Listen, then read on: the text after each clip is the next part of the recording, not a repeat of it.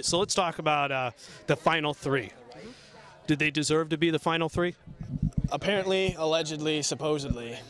They didn't have the Hakuna Matata power used on them, but they all won.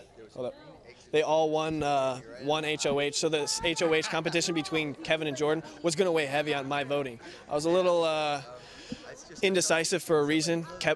I came into tonight with an open mind, and you know, whoever won and then who they chose was pretty crucial in my eyes. So, but anybody that can win, I can respect. So the person that won the HOH was the only person inside the house that won 2 HOH competitions. So that I can respect. And then that aspect, they're the Seabiscuit in my eyes. They took the lead in my vote. So everything's situational. Everybody wants to say, you know, because you're a veteran, because you came in with past experience. I mean, that got me to supposedly week 5, and I still got out by the same reason that I got out last year, week 4. So something that I cannot determine, predict, influence other than, you know, me being me and playing the game to the best of my abilities. Inside the game, I can't, you know, play a board game and not know all the pieces and expect to win. You know? No, yeah, that's absolutely the game. All the fights that actually happened with the lying, I finally got into it with Russell one night, but he didn't have a leg to stand on because I never lied to him. I didn't lie to anybody else, so I knew whatever he was going to say, I really didn't think he could bring something new to the table that I didn't already know about. So when we did get into our little tiff, I ended up at the end of the night rolling on the floor laughing because he didn't have a leg to stand on, and I called him out on it. And I made a huge, you know, scene about it because I knew that he didn't have anything, and I knew he couldn't pin anything to me because he didn't have anything. To other people, they're a little bit more vulnerable when they get pushed. You know, when they get pushed, your natural reaction is to push back or to get defensive, and that's what Russell played off of. But because I was strong-minded enough in my eyes, I knew what he was trying to do. I wasn't going to play into his hand, and that's what really it came down to. So when I don't know, it's just that's what it is, I suppose. Right.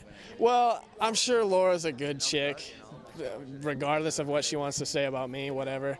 But if somebody's going to call you out on your mom and bring like other things like that that have no relevance whatsoever into the game, of saying like that my mom's not proud of me by any means, that's taking it to one level. And I actually made an alliance because she said that, because Kevin and Lydia at the same time chimed in and said, you know, that's not right. Like, don't cut somebody down because of their mom and what you think you know about somebody else's family.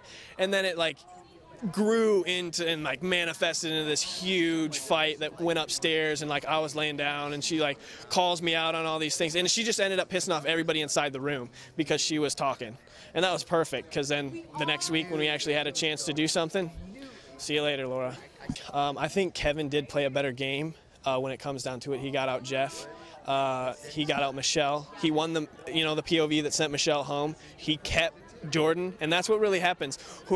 Whoever you save ends up sticking the knife in your back. I mean, if you look at it, I think that's what happened kind of to Russell when Jeff did it to Russell. That's what happened to Jeff when Kevin did it to Jeff, and then I guess to some extent is what Kevin did to Michelle. But then at the end, when Jordan won, she did it to Kevin, as opposed to sending, you know, Jordan home and keeping Michelle. That's what I'm trying to say.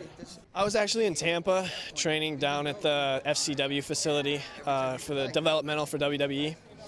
It's up to them. It's in, you know, their hands if they want to, you know, hand pick me. That'd be sweet to be a sports entertainer. I'd be able to use my physique and my overzealous personality. I'd like to hope somewhat entertaining, and hopefully I was entertaining enough. You know, nobody actually bumped heads with me inside the house, and that's one thing I wish would have happened, or somebody actually, but you know, everybody as far as I'm concerned are cowards, because all the shit talking all started once Jessie was gone.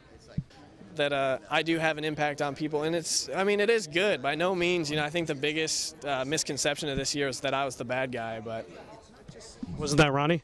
I thought so, but I was the one that got ousted too, so I got the short end of the Hakuna Matata stick.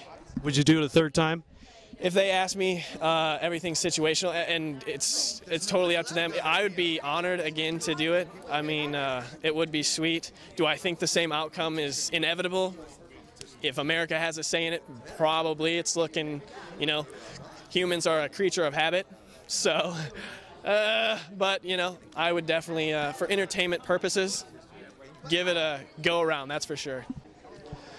Ladies and girls, gentlemen, boys, children of all ages, this is Jessie Godderz, and you're watching Reality Wanted. Flex, flex, Shut your mouth. flex.